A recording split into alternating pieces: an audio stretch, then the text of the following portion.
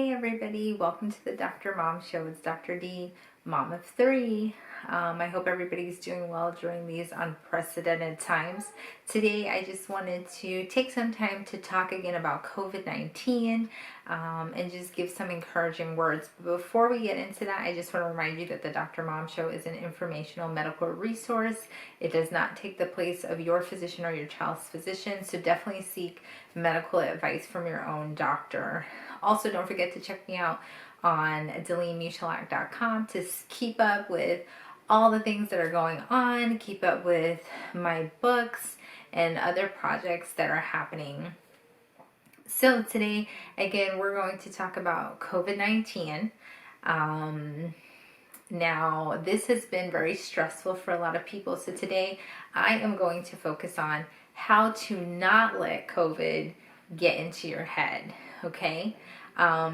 So since everything has happened with the pandemic, the number of people suffering from anxiety, depression, stress, insomnia has gone up significantly. People who have had those issues in the past, most of them are having worse symptoms or more symptoms, and then there's people who haven't had issues in the past who are now having symptoms or issues with those things. So today I just wanted to give you tips on how not to let COVID-19 get into your head and affect your mental health. So a few things.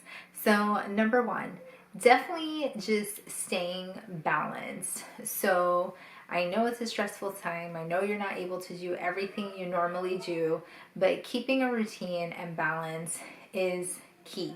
Make sure you are doing things that you love to do, whether it's exercising. And I know some places the gyms are open, some places the gyms aren't open yet, but even if it's just doing a little workout at home in your living room, or if you have a workout room, taking time out to read, listen to music, having some quiet time, read your Bible, pray, whatever makes you happy, cook, whatever it is.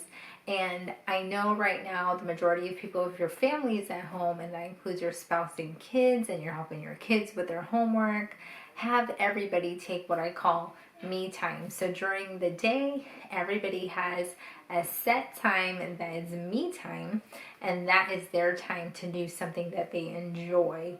Again, whether it be reading, maybe watching some TV, exercising, listening to music. Now, another thing is keeping a routine, and that goes with balance. You want to try and keep things as close as possible to what they were normally. So if you have kids at home, keep their schedule the same.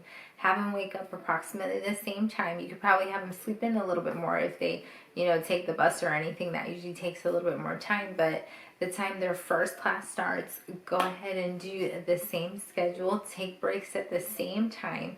So again, when your kids go back to school, they won't be completely thrown off due to their disrupted schedules now. The other thing is keeping a good sleep hygiene schedule.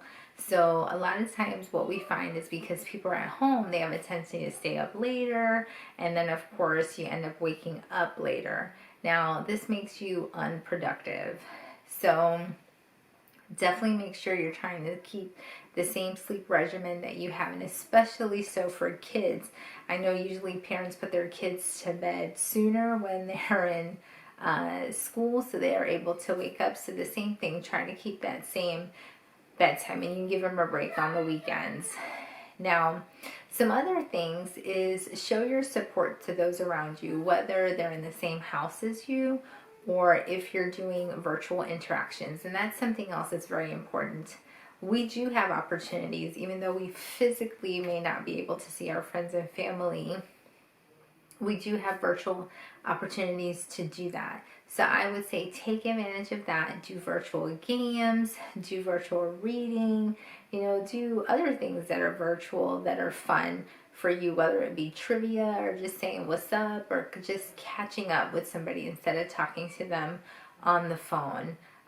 So definitely do that. And don't forget, even though somebody may seem happy and say they're doing fine, always remind them about how much you care about them and love them, and show them support during this time, because we are going to get through it.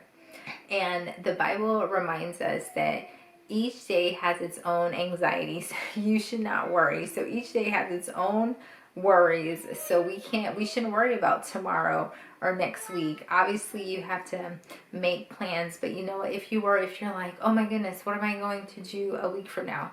Us worrying doesn't change it. What it does, it messes us up mentally, emotionally, sometimes even physically. Stress can get to us and take a toll on our bodies.